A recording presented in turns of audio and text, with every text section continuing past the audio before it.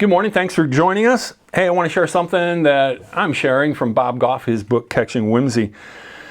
He says, if you want to be like Jesus, be available. Well, you know what? You should practice what you preach. If you can talk it, you should walk it. And you know what Bob Goff does? Because in the back of his books, and I just checked to see if it's in this one, it's there. It's his phone number. Also his email address. But this isn't like, you're going to get a secretary or administrative assistant, whatever. You're going to get him, because I called once, and long story short, I needed to verify a point in a story because I was going to be preaching on it, and I thought, I can call him.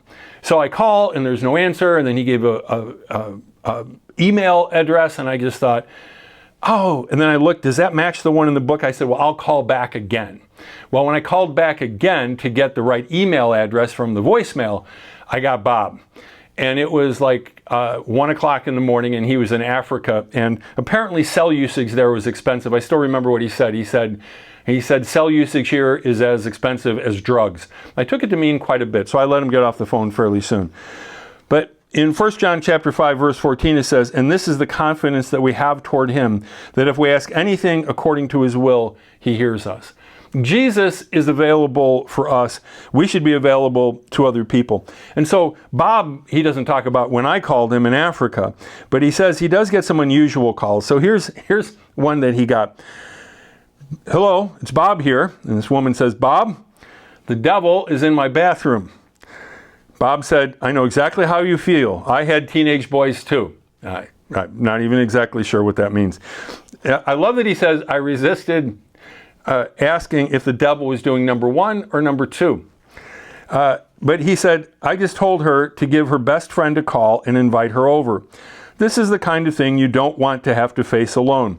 Right, so if the devil is in your bathroom, just, connect with a friend, pray to, whatever it takes. A few hours later, the same woman called me back and said, devil's gone, and hung up.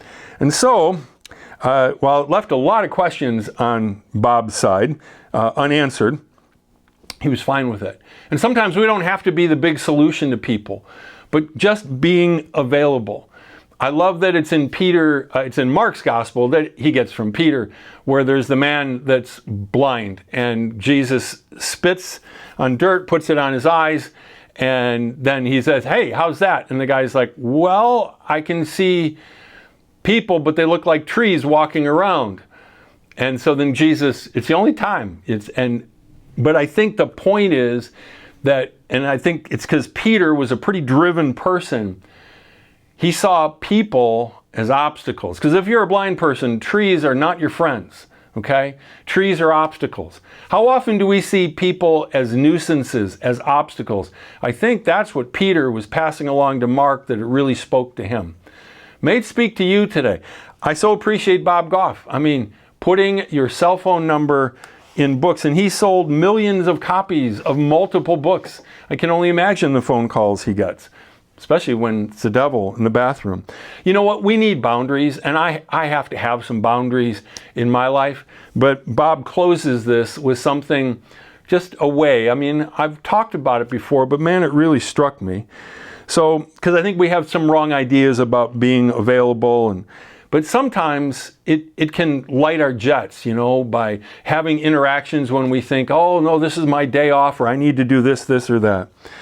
So if you think that, you need some space, whatever, Jesus was even available to two men who were being crucified on either side of him. He was available to his mother while he hung on a cross, and he was available to John while he was hanging on the cross. So I encourage you, be available for friends, for relatives, for neighbors. Be like Jesus. Have a great week.